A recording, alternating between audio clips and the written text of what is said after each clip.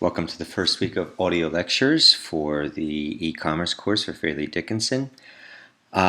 These audio lectures cover some of the material that's not done in the book, and it's what I use during the in-person courses, so that's why I also include these audio lectures. Now, the first question, or the first thing I want to bring up, is what exactly is e-commerce? And it's the process of buying, selling, or exchanging products, services, or information via computer networks. As simple as that.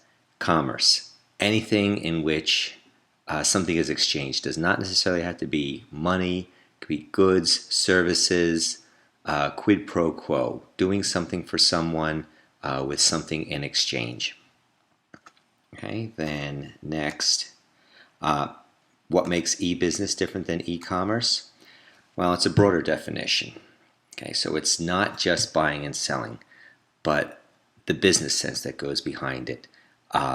Supply and demand, customer-client relationships, collaborations, mergers, business partners, anything associated in the bigger picture that involves some of the e-business side of things.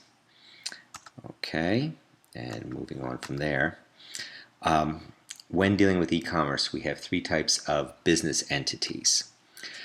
First, we think about the brick and mortar, which we call the old economy. You had a physical building. You did not run a business in the good old days unless you had some physical storefront. So we say, think of mom and pop shops, pizzerias, booksellers, anything like that where there was an actual street address to go to. That was one of the old economies. Then we have what we call the virtual, which is, again, we call it pure play. It exists only online. There's no physical building to go to. Many businesses have found that it was more economic to shut down the physical presence and just go online. We've seen that recently with Circuit City. Circuit City does not physically exist anymore, but CircuitCity.com does exist.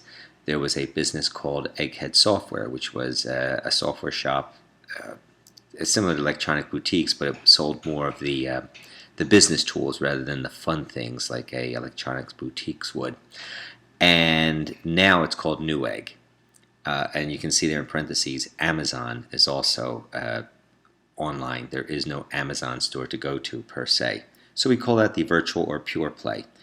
When you merge the two together, you get the click and mortar, or brick and click, where we have stores that have realized that not only do you need a physical presence, but you have to have your online component as well. Target has adopted that, JCPenney, Macy's.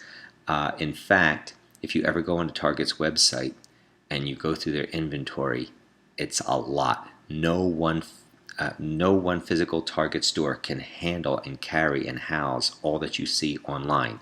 However, the beauty of the online is, if you want it, maybe they would direct you to the store that has it, or you could then broker to have it shipped and sent to you. Okay, so that's the beauty of also being brick and click. You've got an actual physical presence for people to go to, and if not that, they can get it from your store, even if it does have to be shipped to a store that's not in your local buying vicinity. Okay, moving on. Electronic marketplaces. It's where the e-commerce takes place.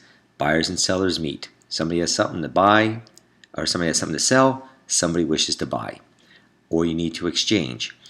It doesn't necessarily have to be, again, with dollars and cents going on, but it could be services swapped back and forth. And if you look on the examples, people do say, I have a Craigslist thing, I will fix your computer if you help me install tile in my bathroom or something like that. So no money is exchanged, but time, and time is money. So the examples of the electronic marketplace include eBay, which we know is the #1 largest online auction retailer in the world. Craigslist, where people have services, and it could either be in an exchange basis or for money. If you're familiar with Angie's List is kind of like a watchdog list Who are the good private contractors, who are the lousy ones, who's got lawsuits against them. So Angie's List is a clearinghouse for who are the good guys, who are the bad guys of the private contractors list. And Service Magic. Suppose you want to get your gutters cleaned. You can go on to Service Magic, and in the Philadelphia area it's philly.servicemagic.com. You would go out to that website and you would look for the listing for gutter cleaners, and you would give it your information, and if you've ever used it, within minutes you'll be getting emails and phone calls with people who want your business. And it's very competitive.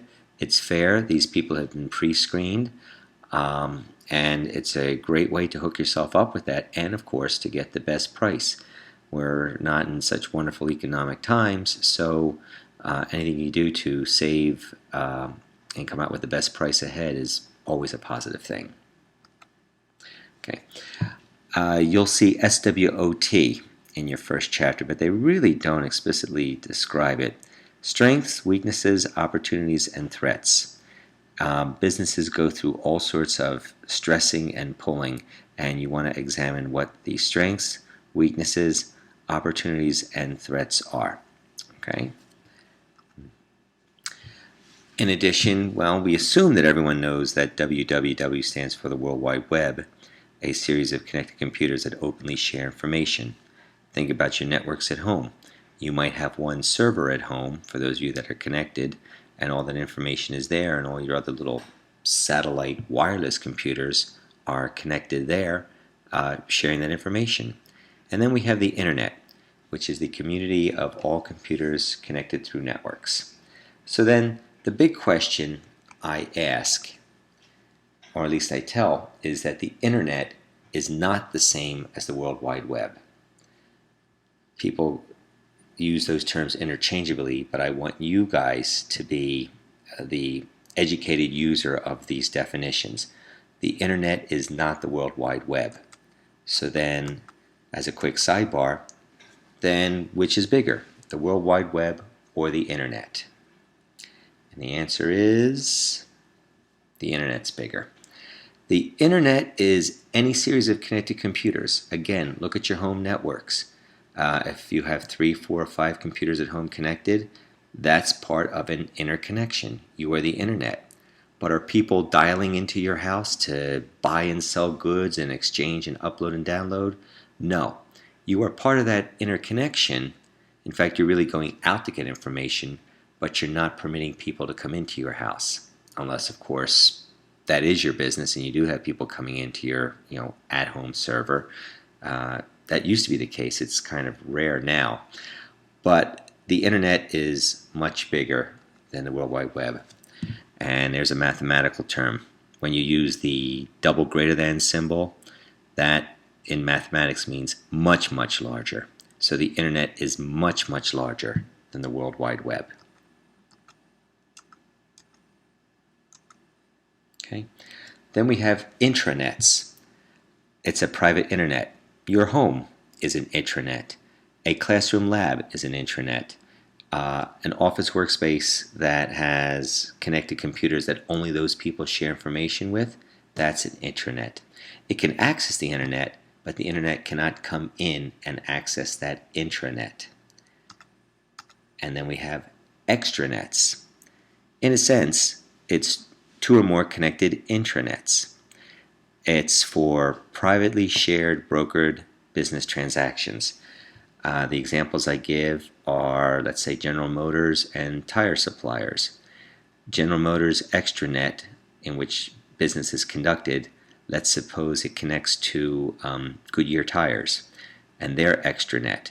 Those 2 intranets are talking to each other and are aware of each person's business model. So if GM manufactured 2,000 cars, that means 8,000 tires. So those suppliers now know that, they just had to put 8,000 tires out there. Their inventory is running low. We'll send them some stuff. Okay.